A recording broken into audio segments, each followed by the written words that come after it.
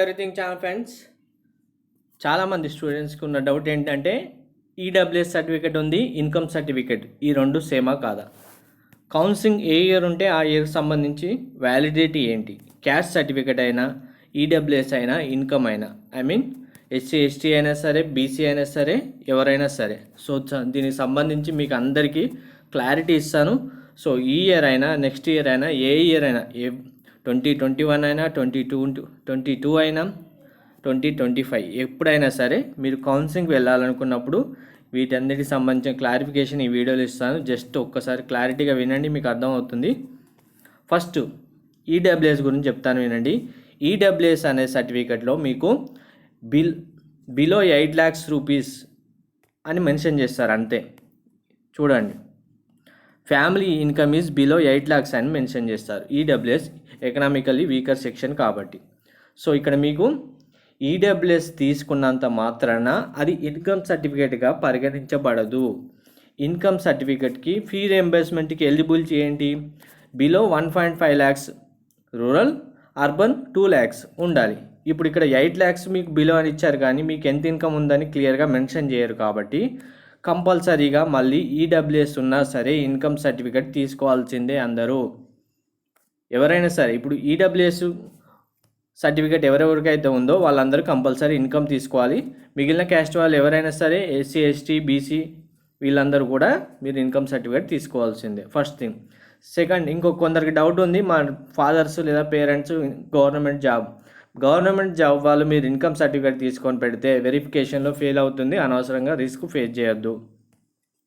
ఇక్కడ ఫైనల్గా ఏంటి, ఈడబ్ల్యూఎస్ అనేది ఇన్కమ్ అనేవి రెండు సేమ్ కావు, డిఫరెంట్గానే ఉంటాయి. ఈడబ్ల్యూఎస్ తీసుకున్న ప్రతి స్టూడెంట్స్ ఇన్కమ్ సర్టిఫికేట్ కూడా కంపల్సరీ తీసుకోండి.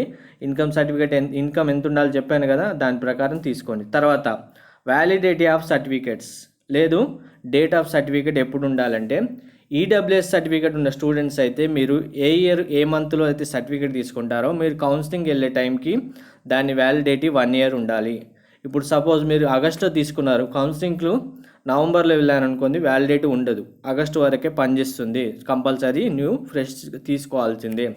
తర్వాత క్యాస్ట్ ఇన్కమ్ సర్టిఫికేట్ సంబంధించి కౌన్సిలింగ్కి వెళ్ళే టైంలో మీరు ఏ ఇయర్ అయితే కౌన్సిలింగ్ అటెండ్ అవుతారో ఆ ఇయర్లో ఫస్ట్ మంత్ ఫస్ట్ డేట్ జనవరిలో సర్టిఫికేట్ తీసుకున్నవి వ్యాలిడ్ అవుతాయి. ఇన్కమ్ సర్టిఫికేట్ మెయిన్గా ఏ ఇయర్ కౌన్సిలింగ్ అటెండ్ అయినా సరే, 2021లో అటెండ్ అయితే 1st January 2021లో సర్టిఫికేట్ ఉండాలి. 2022లో అటెండ్ అయితే 1st January 2022 తర్వాత సర్టిఫికేట్ అయితే వ్యాలిడ్ అవుతుంది.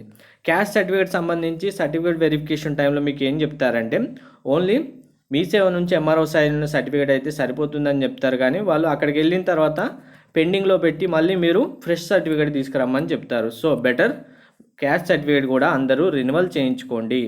క్యాస్ట్ సర్టిఫికేట్ అయినా, ఇన్కమ్ సర్టిఫికేట్ అయినా ఆఫ్టర్ జనవరి మాత్రమే వ్యాలిడ్ అవుతుంది, 1/1/2021 ఈ ఇయర్ స్టూడెంట్స్కి.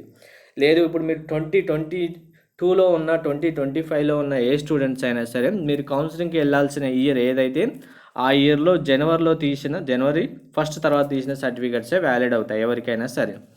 సో ఇది EWS caste and income certificate సంబంధించిన క్లారిఫికేషన్. దీన్ని బట్టి మీరు సర్టిఫికేట్స్ అయితే అందరూ రెడీ చేసుకోండి.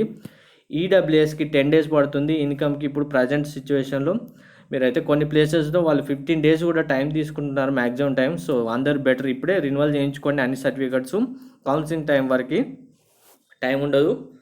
సో వీడియో యూస్ఫుల్ అయిందనుకుంటే లైక్ చేసి ప్రతి ఒక్కరికి అయితే షేర్ చేయండి. మరిన్ని అప్డేట్స్ కోసం అయితే సబ్స్క్రైబ్ చేయండి.